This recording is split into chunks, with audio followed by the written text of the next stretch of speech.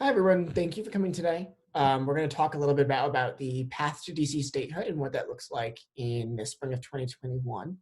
So I have some slides to go over, and then we can have a little bit of a discussion afterwards, if that sounds good. It's just about 7:04, so I think we're good to get started. Let me share my screen. Right. Can everybody see that okay? Okay, good. So today we're talking about the path to DC statehood in spring 2021. First, thank you for coming to AU Students for DC Statehood. This is our first meeting of the year, and we're very excited to have you. Please make sure to follow us on Facebook, Instagram, and Twitter. You can find us at AU for DC. That's a very good way for you to stay up to date on what our club is doing, and be sure that you don't miss any of our meetings. You can also join our email list. If you're not on it already, please just drop your email in the chat or send me a message. I'll make sure to add you. So in order to talk about where statehood is going, we have to talk about where it was just a few months ago and before that as well. So from 2010 to 2020, there was a lot of progress made throughout that decade, especially in the latter half. And I think that we need to understand how monumental that was to really fully get the scope of what's happening now. So in July 2014, President Obama endorsed DC statehood publicly. This was the first time that he said he supported it in public, and since then he supported it numerous times. This was a very important turning point because it showed a lot of mainstream Democratic Party activists starting to get on board with the idea of making DC the 51st state. In 2016, DC voters supported a referendum for DC statehood. This was the second time that they have done this, but over 85% of them voted yes in support of statehood. That's a crazy amount. And it really shows just how much support there is for statehood in the district. And finally, on June 26th, just a few months ago, the House of Representatives passed the Washington, D.C. Admission Act, H.R. 51, through the House. This was the first time that legislation to make D.C. the 51st state passed through either House of Congress. And it was a very big deal because every single Democrat, except for one, voted for the bill. And that one Democrat is no longer in office. He lost the re-election. Now, the one thing that's very important to note is that the bill was never taken up in the Senate because of Mitch McConnell, and President Trump was not in the mood to support it. Now we've seen some changes, and hopefully that DC has a real path to statehood because of the changes in the legislative majority. So that's what we're going to talk about now. What's changed? The political landscape of 2021 is drastically different than it was even just in 2020 or 2016. And DC statehood has a real path. Now, some of the reasons are more obvious than others. First off, we have a new president. The election of Joe Biden as the 46th president of the United States has ensured that DC statehood does have a real path should it ever reach the president's desk. Joe Biden is the first president to enter office publicly supporting DC statehood. In January of 2019, he publicly supported DC statehood and said he actually supports it with 50 votes in the United States Senate. Supporting a 51 for 51 campaign. So that's a very big deal, especially considering Donald Trump was so opposed to DC statehood during his time in office. Second, Mitch McConnell is no longer the Senate Majority Leader. He's been replaced by Democrat Chuck Schumer of New York.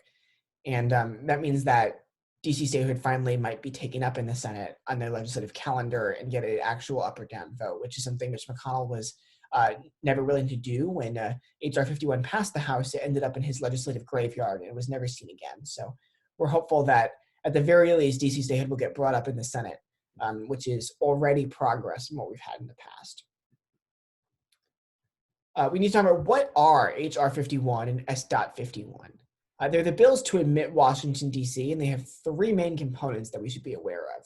The first is proclamation, then there's conversion, and the establishment of a new district. So proclamation requires President Joe Biden to issue a proclamation when the bill passed and he signs it that says DC has been admitted as the 51st state. They have all of the rights and privileges of a state, and they're now permanently part of the union. Conversion requires that the laws of the current District of Columbia become the laws of the new district, the new state, Douglas Commonwealth, and that those carry over. So it establishes a transition from the District of Columbia to the new state to make sure that everything is in place and that the laws have time to adjust. Finally, it establishes a new district. The United States Constitution requires that the seat of government be no larger than 10 square miles. And so what this bill does is it shrinks the seat of government from the entirety of the District of Columbia to just this small section, which encompasses all of the federal buildings, including the White House, the U.S. Capitol, the Supreme Court, the National Mall, and the Tidal Basin. So that just makes sure that that part will stay federal land and be administered by the federal government, while the rest of the more residential or commercial sections of the city will become Douglas Commonwealth. H.R. 51 was endorsed by our very own Congresswoman Delegate Eleanor Holmes Norton of DC. She has introduced it in many Congresses years past, but this year it's once again expected to be taken up by the House and hopefully supported. This is Senator Tom Carper. He's the senior senator from Delaware, and he has introduced S.51 in the Senate. He's the lead original co-sponsor of that bill. So we know how a bill becomes a law. It passes the House, then the Senate, and gets signed by the president. But it can be a little bit more difficult than that sometimes. It's a complicated process that involves committees, some legislative bargaining, and many other issues. So we're going to talk about that a little bit more in depth. In the United States House of Representatives, the bill is going to start in the House Committee on Government Oversight and Reform, which is chaired by Ms. Carolyn Maloney of New York's 12th Congressional District. The House Committee on Oversight and Reform previously approved the H.R. 51 in the last Congress in February, and sent it to the full House of Representatives with a favorable report. That's expected to happen again. The Committee on Government Oversight and Reform has a lot of big names that you might be familiar with, including Alexandria Ocasio-Cortez, Ayanna Pressley, Rashid Tlaib, Jamie Raskin of Maryland, and our very own Eleanor Holmes Norton, as well as some Republicans you might know as well, including Jim Jordan, Jody Hice, and Virginia Foxx of West Virginia. As you know, there are 435 members of the United States House of Representatives, but the partisan composition right now does make passing DC statehood a little bit harder than it was last year. The Democratic majority has shrunk considerably, down now that there are only plus 11 Democrats compared to Republicans. But I should note that there are 4 vacancies, 2 of which due to the death of members, 1 due to congressmen joining President Biden's administration, and 1 due to an election that's still up in the air because of irregularities in vote counting. So the Democrats do have a majority. Nancy Pelosi has retained the gavel as speaker, but this majority is rather slim. So that's something that might complicate passing DC statehood, though it's still expected that it should pass handily.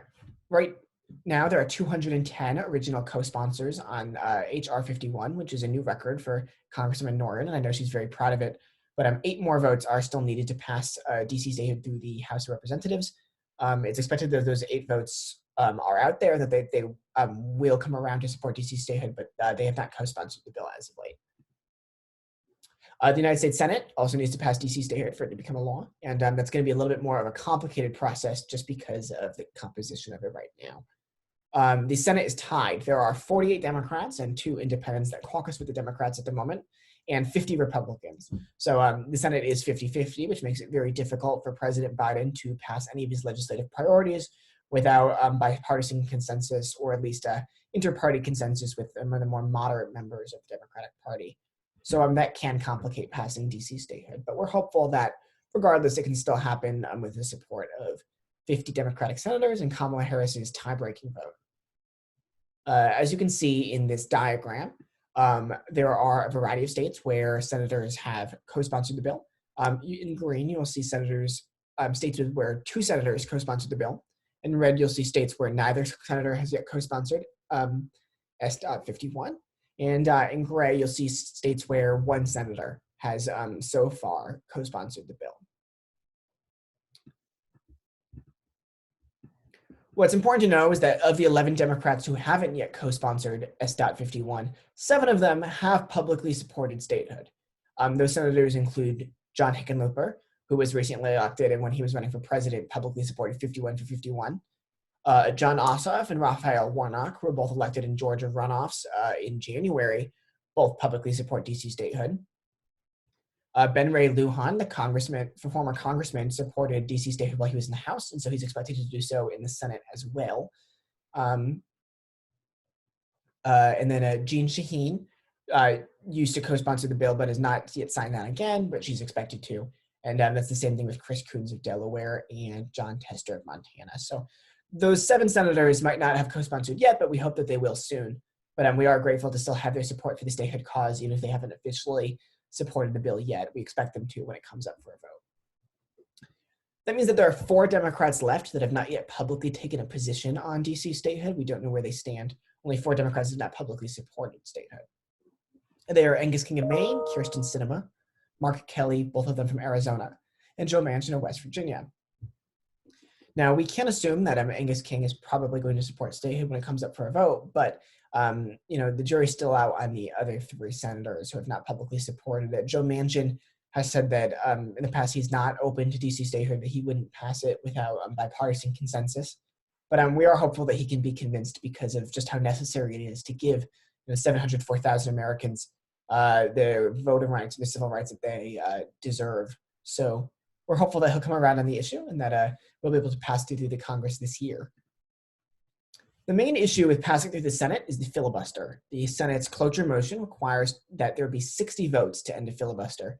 And right now, the Democrats do not have 60 votes, and it's very unlikely that DC statehood will ever get 60 votes in the future. It's just infeasible because of the partisan composition of the Senate.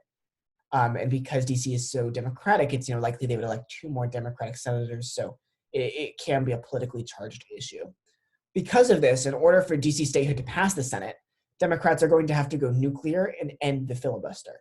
This requires only 51 votes, and they would just have to make a rules change to say that in order to make a new state, you only need 51 votes instead of 60 to pass a cloture motion.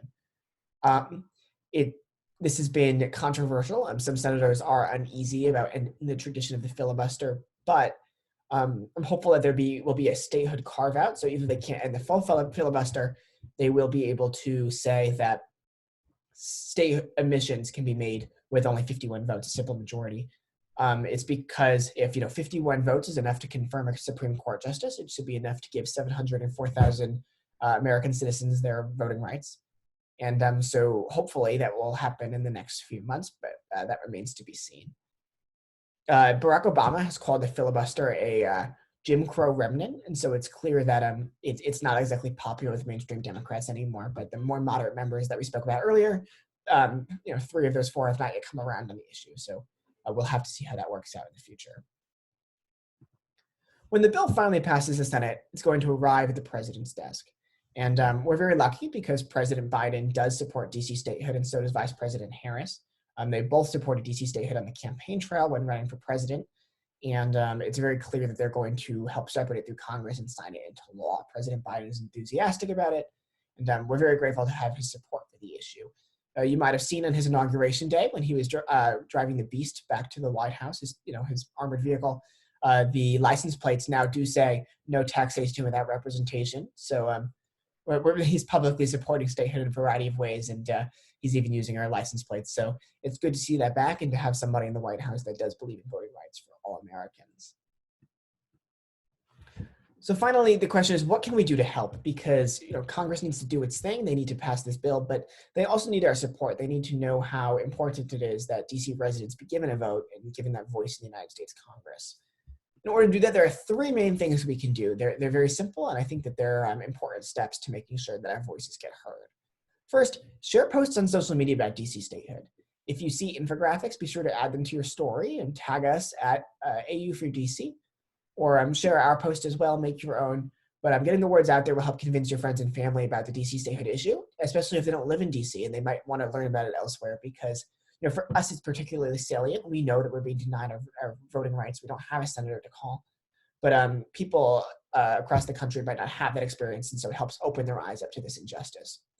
Second, you can email and call your senators. This is very easy and effective. You can just write up a quick message and find their email on the internet. This is a great way for them to track whether or not their constituents are passionate about DC statehood and see that people in West Virginia, for example, are asking Joe Manchin to support DC statehood, and his own constituents are saying, please give DC residents voting rights. This is important to me as a West Virginian. And finally, join our team. We need your skills and your help and support in this endeavor, especially over the next few months as statehood comes up. on the legislative calendar in Congress. We always need help planning events and finding ways to help expand our club membership and make sure that we're reaching as many people, especially freshmen. We know it can be difficult during this time, especially because we're all virtual, but we want to start building connections and relationships between members of our club and make sure that we're being inclusive and really getting to work to support the cause of DC statehood in the next few months. So if you're interested in joining our team, please reach out. I'll drop my email in the chat, or you can contact us through the website. But we're excited to have you, and we're so glad that you were able to join us today. So thanks for coming to our very first event, and we'll have a discussion after this. And I'm very excited to hear about what you guys think and answer some questions. But in the meantime, just make sure, please, that you follow us on Facebook, Instagram, and Twitter at AU for DC. And stay tuned for upcoming events. All right. Thank you, guys.